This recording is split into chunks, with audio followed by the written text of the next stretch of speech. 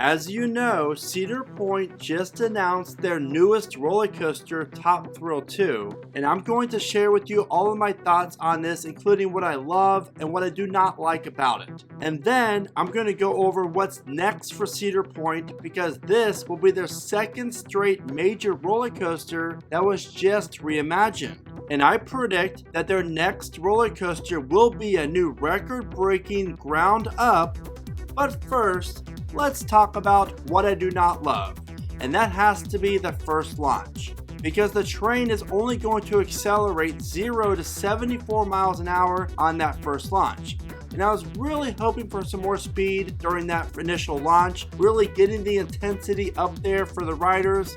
Just like the old original dragster used to do, is you went 0 to 120 miles an hour in 4 seconds. And while this first launch will provide you a rollback, which Cedar Point is claiming that we all want the rollback, so now we have it, but there's a big difference here, because the rollback that we all really wanted was from, near the top of the top hat, not near the base of the top hat. Judging by the videos the park just released on this, it appears the train only goes up to about, let's say, half of the height of the top hat. It's not even 90 degrees vertical going upwards to the sky before the train already rolls back. So I'm not impressed with the first launch, nor the rollback aspect. I mean, at least we do get a rollback at least, so that's good. But it's very important for you to keep in mind that these are all of my opinions. And just like you, I'm allowed to have my own opinions, and I try to share them in a way that doesn't seem like entitlement coming from me, because after all, just like you, I'm a roller coaster enthusiast and I love this announcement.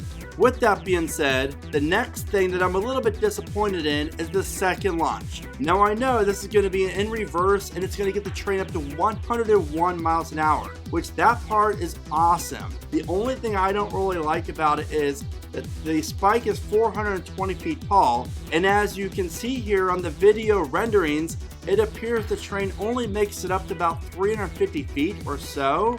So I really hope this rendering is off and the train's going to travel definitely higher on the spike, because for right now it is a disappointment.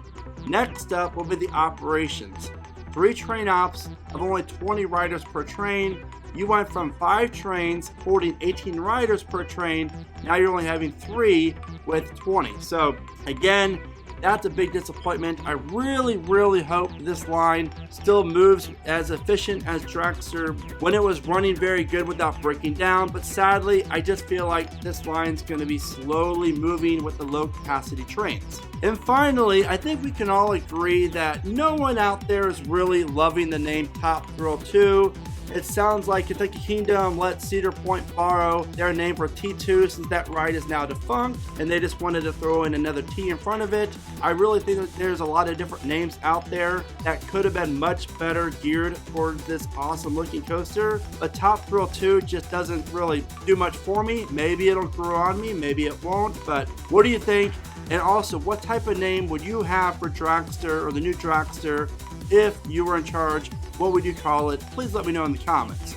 Now, before I share with you what I love about Top Thrill 2, if you loved the original Dragster, then you have to check out my Baby I'm Ready to Go merch line. Seriously, these shirts are great, and it's really fun seeing them pop up at parks, because clearly Intamin, the OG, and the Dragster, it was just such a unique ride that unfortunately is not going to be there anymore, and it's going to be now a Zamperla coaster.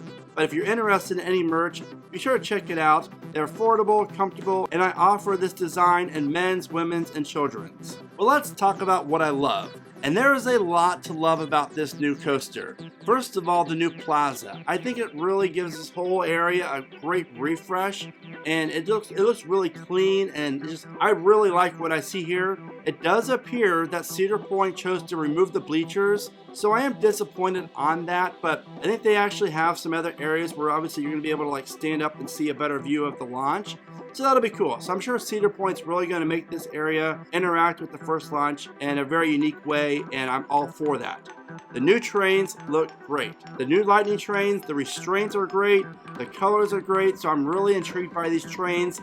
It all depends on how they ride, and I do feel as if it's going to be a pretty smooth ride, and I'm all for it. We have to give Zamperla a shot here, so I'm very excited to see what they can do with this.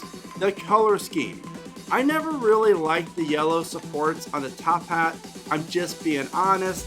I really like the dark gray with the white track, and then you have the red and white alternating track on the tallest points of the spike and the top hat. I personally love that effect, and it's gonna be really cool looking as you're driving down the causeway or when you're in the park. The original dragster ride time was around 17 seconds from launch to brakes. And this thing is going to be much longer than that, which is great for the ride experience because you're definitely going to get a longer ride.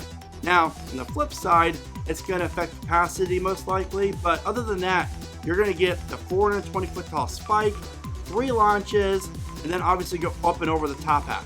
I'm very pleased with the extended ride time for this, and with that spike, this is a 420 foot tall spike.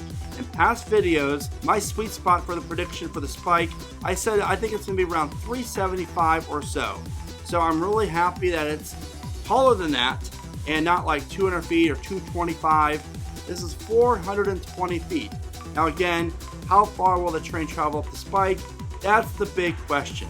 But from what we know now, 420, it's going to be massive. It's going to be really cool being on the train, looking down, seeing Power Tower to your right, Millennium Force to your left, and looking straight out and seeing Top Thrill 2's layout all in front of you. So I'm all for the vertical spike. If you've never been on a vertical spike coaster before, they're great. They are a ton of fun, and Top Thrill 2 is going to shatter the record, obviously, for the tallest vertical spike. So it's going to be a really cool element, probably my most anticipated element on this ride. The queue line is still in the center of the ride, which I think a lot of people are shocked with that, but I love it only because there's nothing like walking underneath the little tunnel under the launch track and looking off to your right and seeing the top hat. You know, you're like engulfed in this ginormous strata coaster. So I'm really happy that the queue line's still in the center. And according to the renderings, it does appear as if there's going to be more of a solid roof on top of the queue line. So that'll help with just in case, God forbid, anything else happened like what happened before. So that wraps up everything I love about Top Thrill 2. Now let's talk about the good stuff. And that is, what is next for Cedar Point after this? Because it's been since 2016 since Cedar Point has built a ground-up major roller coaster. And as we know, in 2018, Steel Vengeance opened, which is just basically a reimagined Mean Street. And then in 2024, obviously, we're getting the reimagined Dragster, which leads me to think that Cedar Point's next roller coaster will be located in an area of the park where there's not currently a roller coaster. So that's great news, and I really think we have to take a hard look at Millennium Island. There's a lot of area to this, even around Millennium Force, where they can fit a brand new roller coaster. But what type of coaster would make the most sense for Cedar Point going forward? And what year will they build it? Because I think that 2026 is a year that we could potentially see Cedar Point open their next major coaster, with an outside shot of 2027.